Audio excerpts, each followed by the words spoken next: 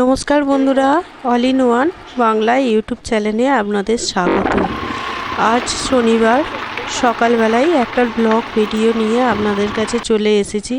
Please আমার চ্যানেলটাকে subscribe করবেন এবং পাশে থাকবেন, আর আমার মেয়ে দুটির পাশে অবশ্যই থাকার চেষ্টা করুন। কাঁটাটা দেখছে আবার প্রায় ঘড়ির কাঁটা 7টা ছুঁই ছুঁই, যেহেতু 7:30 থেকে পড়া, এত ডাক দিচ্ছি কিছুতেই চোখ চেয়ে আর দেখছে না। চোখ চেয়ে দেখছে না বলা ভুল, একবার করে দেখছে, দেখেই ঘড়ির কাঁটাটা দেখে আবার ঘুরে শুয়ে পড়ছে। এত বদমাইশ, সকালে কিছুতেই ঘুম থেকে উঠতে চায় না, রাত্রিবেলা কিছুতেই শুতে যেতে চায় না, আর ঘুম থেকে উঠে বই গুছোনোর পালা। পাখি মিঠেই সকালবেলায় সেরকম ভারী কিছু খাবার খেতে চায় না, তাই ডিম সেদ্ধ ডাল ভাত করে দিয়েছি, তাই খেয়েই চলে গেছে। আমাদের জন্য দুপুরবেলা খাওয়ার জন্য এইখানে নিয়ে এসেছি ভোলা মাছ। এখানে পেঁয়াজ, টমেটো, আদা, রসুন ভালো করে কষিয়ে নিয়েছি। আদা রসুনের সঙ্গে আমি 2খানা শুকনো লঙ্কা দিয়ে দিয়েছিলাম, আর ভালো করে কষিয়ে জল ঢেলে নিয়েছি, আর নামাবার সময় একটু দিয়ে দিলাম ধনে পাতা।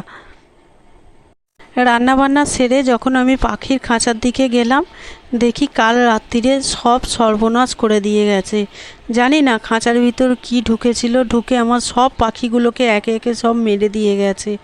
আমার মেয়ে দুটো তো এসে খুব কান্না করবে, কিন্তু আমি কি করব বলুন না, আমার কি আছে, কিচ্ছু করার নেই। কীভাবে কেটেছে দেখুন আপনারা, রক্তে রক্তাকাণ্ড।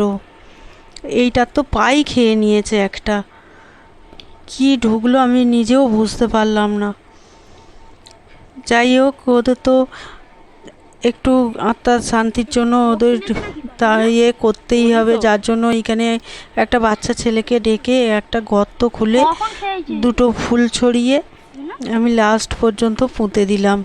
দেখবেন কত ডিম পেড়েছে একটা পাখিতে, এখানে 6টা ডিম পেড়েছে।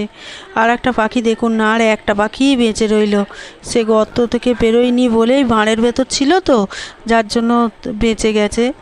এটাও ডিমে বসে তা দিচ্ছে, যার জন্য বেঁচে। পাখি মিঠাই কিন্তু এখনও পর্যন্ত জানে না যে ওদের পাখিগুলো মারা গেছে। ওরা জানলে হয়তো খেলতেই যাবে না, কিন্তু ওদের সব ড্রেস নিয়ে গেছিলো, স্কুল থেকে বেরিয়েই একদম আমি দিয়ে আসতে যাচ্ছি।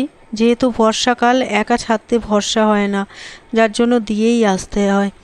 আর বন্ধুরা, প্লিজ আপনারা আমাদের সাথে থাকুন, পরের ভিডিওর জন্য অপেক্ষা করুন, আর একটা লাইক এবং সাবস্ক্রাইব করুন আমার চ্যানেলটিকে।